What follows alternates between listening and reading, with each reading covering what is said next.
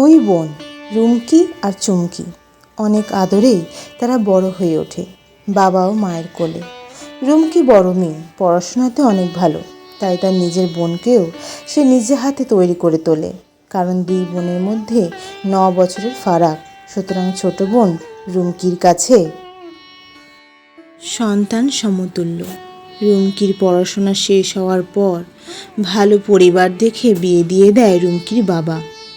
জামাই এত ভালো ব্যবহার করে রুমকির বাবা ভীষণ খুশি হয়। এক কথায় সবাইকে বলে, আমার জামাই খুব ভালো, অনেক বড় পরিবার। 3 ভাই, বাবা মা সবাই একসাথে থাকে। রুমকি শ্বশুরবাড়ি যায়। বছর ঘুরতেই রুমকির একটা মেয়ে হয়, আর তারপরেই রুমকির জীবনে নেমে আসে দুঃখ। শ্বশুরবাড়ির সবাই বলতে থাকে, মেয়ে হয়েছে, আমাদের তো ছেলের আশা ছিল। রুমকি অবাক হয়ে তাকিয়ে থাকে শৈবালের দিকে। তখন শৈবাল রুমকিকে বলে, বাবা মা তো ঠিক কথাই বলেছে, আমি ছেলেই চেয়েছিলাম। এই নিয়ে সংসারে শুরু হয় দ্বন্দ্ব।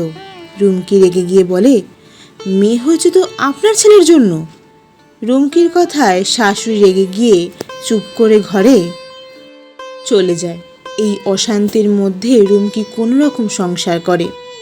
বাপের বাড়ি জানায়, বাবা বলে, শ্বশুর বাড়ি অনেক কথা হজম করতে হয়, এটাই নিয়ম। এইভাবে 2 বছর কেটে যায়। একদিন রুমকি মেয়েকে ঘুম পাড়িয়ে খাটে শুয়ে আছে। ঠিক সেই সময় কে যেন ঘরে ঢুকে লাইট নিভিয়ে রুমকির উপর লাফিয়ে পড়ে এবং রীতিমতো জোর করে ধর্ষণ করে। লোকটির এত শক্তি যে রুমকি কিছুতেই তার হাতের থেকে নিজেকে বাঁচাতে পারে না। কিন্তু তার হাতের মধ্যে থেকে যায় একটি লকেট সহ সোনার চেন। লোকটি চলে যাওয়ার পর রুমকি শৈবালকে চিৎকার করে ডাকতে থাকে, কিন্তু শৈবাল আসে না। তখন রুমকি লকেটটা খুলে দেখে, আর দেখে চমকে ওঠে। রুমকি দেখে লকেটে তার শ্বশুর ও শাশুড়ির ছবি। রুমকি তখন মনে মনে বলে, তাহলে আমার সঙ্গে এই কাজ শ্বশুর করলো। মনের দুঃখে আর লজ্জায় রুমকি সব তার শাশুড়িকে বলল। দেখেন মা, একটু আগে বাবা আমার সাথে কি নগণ্য কাজ করেছে। তার উত্তরে শাশুড়ি বলে, তাতে কিছু হয় না, এবার দেখবা তোমার ছেলে হবে। রুমকি ঘৃণায় কেঁদে বলে ওঠে, এটা আপনি কি বলছেন মা? হ্যাঁ, ঠিকই বলছি। আমার আর 2 ছেলের ঘরেই ছেলে হয়েছে, শুধু তোমার ঘরেই মেয়ে। তাই আমরা সবাই মিলে এই কাজটা তোমার শ্বশুরকে দিয়েই করিয়েছি। রুমকি ফোনে নিজের বোনকে সব বলে। বোন তখন বলল, পাড়ার মন্তোজদা আজও তোর দুঃখ করে, ভালো চাকরিও করতো, কিন্তু তুই বাবার কথায় মন্তোজদাকে বিয়ে করলি না। ঠিক আছে, আমি আসছি। এই বলে চুমকি দিদি রুমকির বাড়িতে গেল। রুমকি বোনকে পেয়ে কেঁদে ভেঙে পড়ল।